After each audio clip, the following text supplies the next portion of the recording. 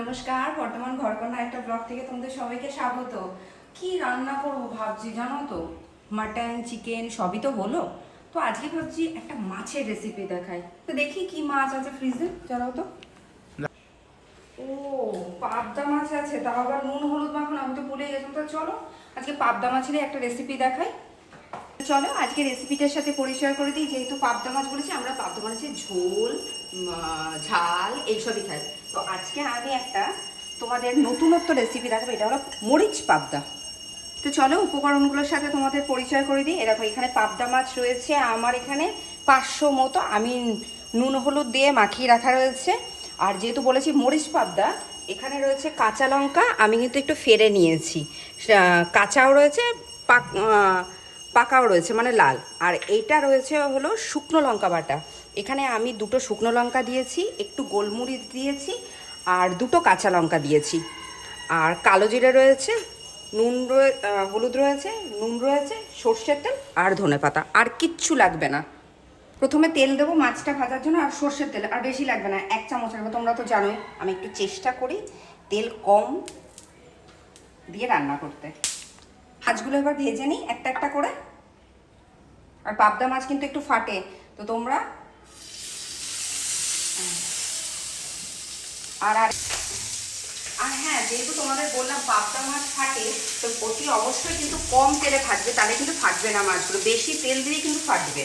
ঠিক আছে, দেখো একটু কিন্তু মাছ ফাটেনি আমার।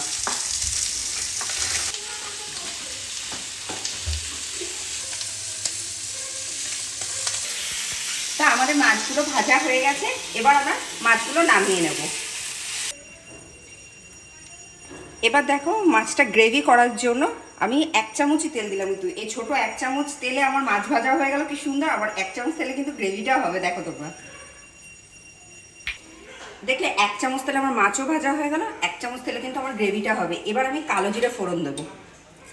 আর হ্যাঁ, অতি অবশ্যই কিন্তু সর্ষের তেল হবে, কারণ মাছ বা মাংস। দেখো কালো জিরে ফোড়ন দিয়ে দিয়েছি। এবার আস্তে আস্তে মশলাগুলো দেবো। মশলা বলতে রয়েছে সামান্য এখানে লঙ্কা বাটা, লঙ্কা গোলমরিচ বাটা, আর নুন আর হলুদ, আর কিচ্ছু নয়।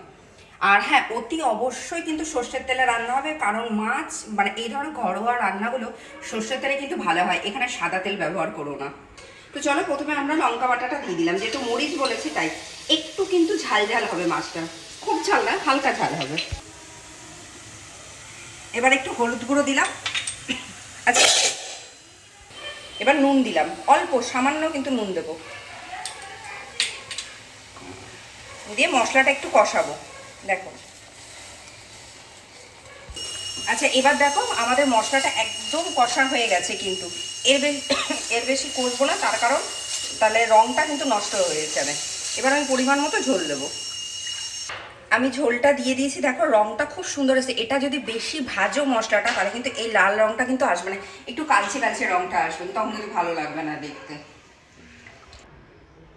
ঝোলটা একটু ফুটে উঠলে তারপর আমরা মাছগুলো দেবো। মাছগুলো দিয়ে কিন্তু হালকা নাড়বো এপিট ওপিট। এ দেখো ঝোলটা আমার একদম ফুটে গেছে, এইবার মাছগুলো আমি আস্তে আস্তে দিয়ে দেবো। আর হ্যাঁ, খুব সাবধানে কিন্তু দেবে, কারণ পাবদা মাছ ভীষণ নরম মাছ, ভেঙে যাবে কিন্তু।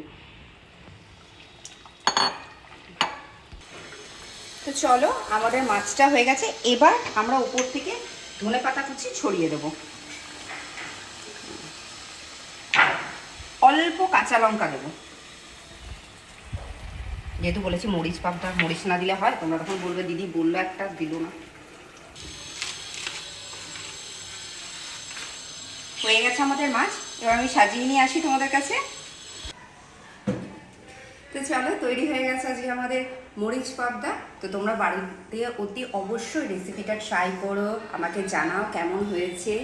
একটু সিম্পলের মধ্যেই দেখালাম, এই কদিন তো অনেক একটু হেভি টাইপের রান্না দেখেছি, তাই একটু হালকার করে দেখালাম। আর তোমরা কীরকম রেসিপি দেখতে চাও আমাকে অতি অবশ্যই কমেন্ট করে জানিও। আর যদি ভিডিওটা ভালো লাগে, রান্নাটা ভালো লাগে, অতি অবশ্যই তোমরা কিন্তু শেয়ার করো, কমেন্ট করো, লাইক করো আর সাবস্ক্রাইব করো। আর যদি কিছু ভুল হয়ে থাকে একটু নিজের ভেবে ক্ষমা করো। আজ তাহলে আসি।